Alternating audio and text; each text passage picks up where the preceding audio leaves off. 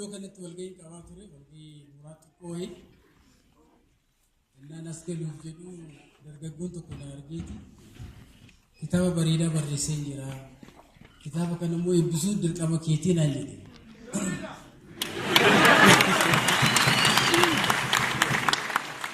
akka carraa kitaaba kana sooshaal miidiyaa irratti innaa caaluunfaa dubbisan argeen ture bitaa caala kanaaf baay'een gammada singidduu ta'uu kootis baay'een gammada baay'een boona kantiibaa magaalaa keessa magaalaa Finfinnee ta'uu kootti ni nan boona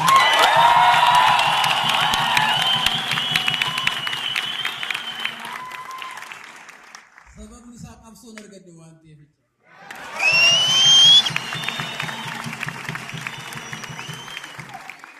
waa'ee barreeffamaa baay'ee sinitti kaasu waan beektaniif garuu kitaaba kana akka carraa keessa deemtanii olaaltan waa guddaa waa baay'ee keessa jiru jedhee jalqaba mataan sana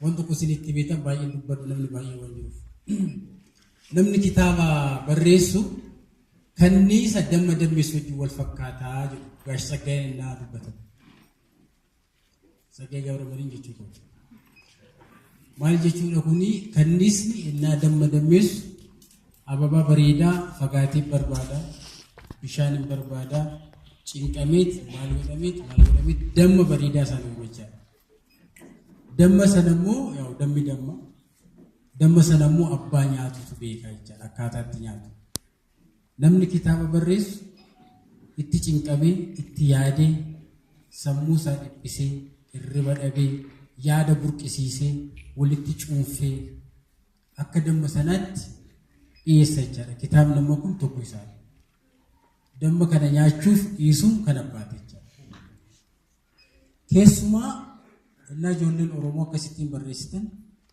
aaduma keenya ta'ee narrative experience qabnurraa yookaan baay'ee barreessuu irra aaduma keenyas waan ta'eef dubbachuu jecha walitti dabarsuutu irra baay'ata garuu dhaloonni ammaa kun anis kan inni itti boonuu nutis bu'aa dhaloota kanaa kan taane barreessuu jalqabnee jirra jechaadha namni baay'een barreessaa ture nan beeka garuu dhaloonni ammaa kun gaafa barreessuu jalqabne gaafa dubbisuu jalqabne biyya keenya amma Oromiyaa irra ceeneerra waan ta'eef jechaadha biyya kana biyya Itoophiyaa jedhamu biyya warri keenya lafee isaaniitiif dhiiga isaaniitiin ijaaran Afrikaa kana akkaataa itti waraqata keenyee dhalootatti dabarsinu yaaduun barreessuun dubbisuun baay'ee barbaachisaadha.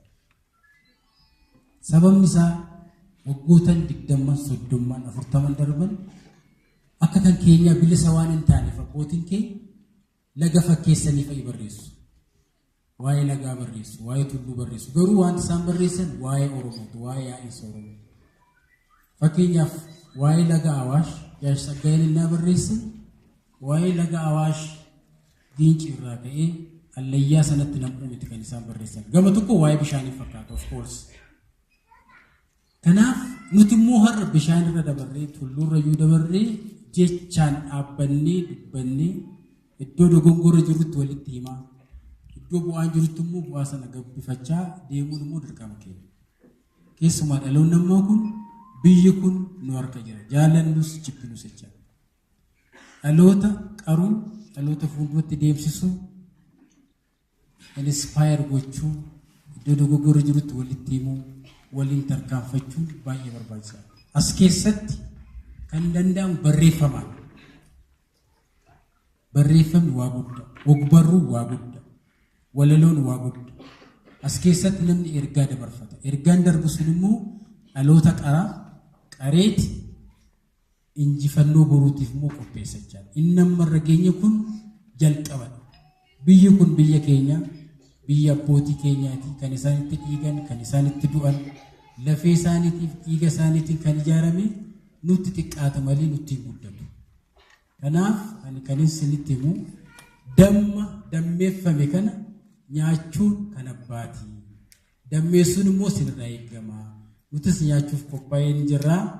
Dhumarra kan isinii kaasu Profeesar Nabiyyuu kan fidee dhufeef barsiisaa yuunivarsiitii Finfinnee qofaa odoon ta'in bulchiinsa magaalaa Finfinneetti immoo itti gaafatamaa biiroo aadaa fi turizimii qofaa odoon ta'in hojiin inni amma jalqabe keessumaa aartii uummata keenya gabbisuu irratti hojiin isaan hojjechaa jiran hojii guddaadha.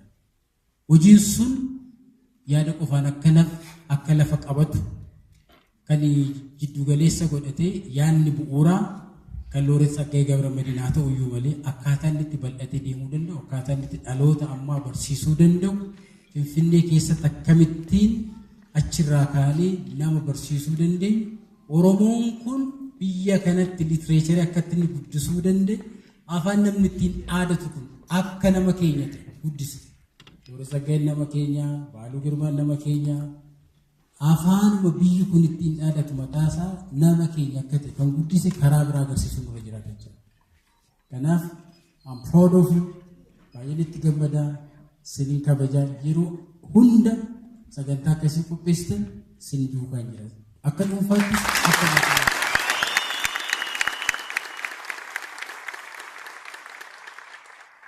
magaalaa keessanitti immoo wanti boquu gasiin qabsiisuu jiru wajjin hojjennaa wajjin guddannaa uffata.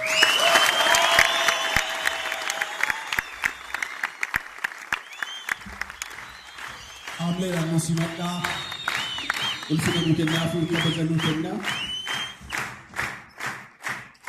ulfaadhaa nu jedhaanii